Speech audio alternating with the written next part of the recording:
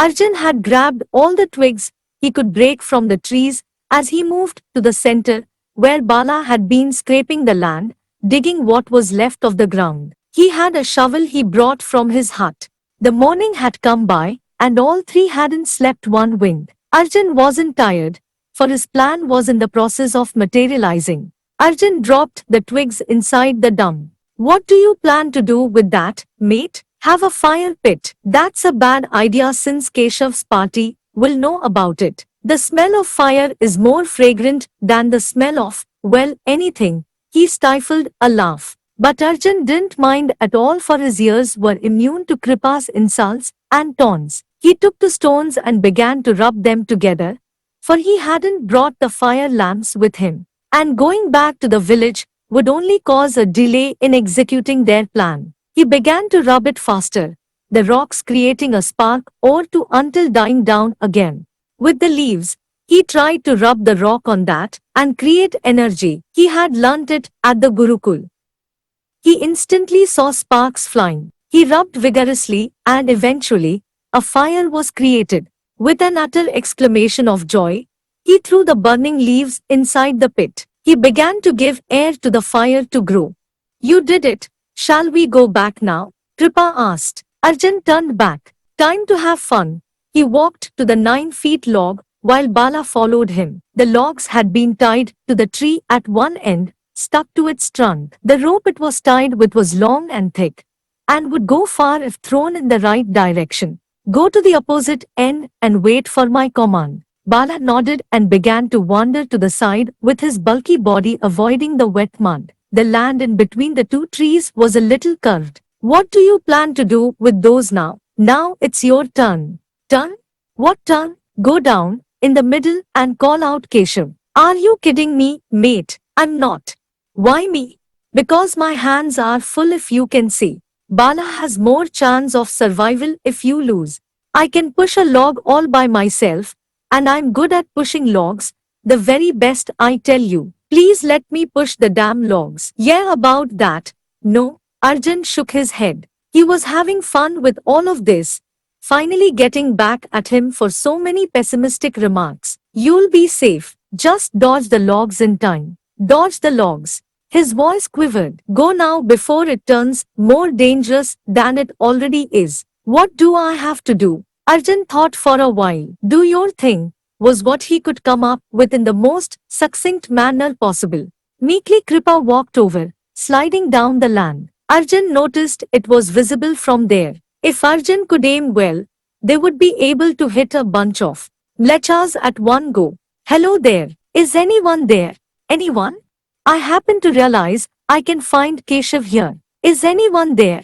Kripa called with his usual drunken swagger. Anticipation began to tighten Arjun's muscles as he pulled back the logs. He signaled Bala to do the same. They had stretched it far, hoping someone would come, but no one did. Kripa looked up at Arjun. He was almost glad no one appeared in front of him. He shrugged. Arjun gave a shush signal and told him to wait wordlessly. That was when the forest shuddered. Kripa turned away from Arjun to his front. Out of the forest appeared Keshav with his 3 men. At the clearing, Arjun could notice how stocky Keshav was in comparison to the others, but he was deadly, with his sharp nose and cleft chin.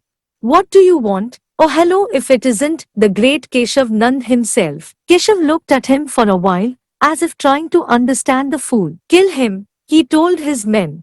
The 2 men came forward, with the curved blades. Now we can settle this like civilized people. They still came forward. 2 was less, according to Arjun, but he had to do it. He looked up at Bala, as the 2 of them began to come to the target zone. Casually Kripa moved back, and he nodded at Arjun surreptitiously. Arjun nodded at Bala, and when his fingers began to slip, he realized he was about to kill someone. The very idea of it haunted him, but he had to do it. I have to, for my father. And that was when a sharp pain went through his arm. His eyes maneuvered to the site of pain, and he found an arrow seared in his arm as it began to bleed profusely. From the back, he saw 2 mlechas appearing. Arjun saw Bala had 2 arrows in his own back. No.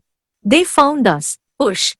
Arjun, with his own mighty effort, pushed the log horizontally, the rope tightening in the process. The two guards looked at the side, where the log squeezed them in between, their bones cracking. Arjun pulled out his arrow, as he saw the mlechas smirking. The pain intensified when he had withdrawn the arrow, for it had sunken deep into his flesh, and now he could see how his muscle was responding to it. His hand covered the gash. He thought he had won by killing two outcasts, but he was wrong. Those were just baits to distract Arjun and Bala. They are ready to make their own people baits. What monsters are they? One of them said, "It's time to meet your daddy, son." And he grinned brightly. Kalki was about to reach Shambhala when Lakshmi asked him quietly a question that had her unsettled. "Why is Bala helping us? What makes you ask this?" Kalki looked away to the clouds and the woods that they were leaving. As they were entering the village area, the city was darkened with smoke and industrial waste from the armory, mines, dirt and bazaars that occupied the thinnest of lanes. He had seen the royal fort, but it was far off from the city. "It just makes me wonder what a tavern's guardsman owes you. Why else would he offer to help you?" "Owes me is not a neat thing to say," Kalki said. "I don't let people owe me. I help them without wanting any favors in return." "I know. Which makes me wonder why he helps you," prompted Lakshmi. "I help him occasionally at the tavern free of cost, the times when it is necessary." Lakshmi looked at Kalki, studying his face. Her mouth had grown into a frown with her brows furrowed, and her grey eyes staring at him unblinkingly. "You are lying," she said, finally concluding with a smile. "It's so evident. If you don't want to tell me, just say you don't want to tell me, but it only makes me wonder what sort of crime you have committed, so as to hide a simple fact from me, since you tell me everything." Kalki sighed, his chest feeling heavy.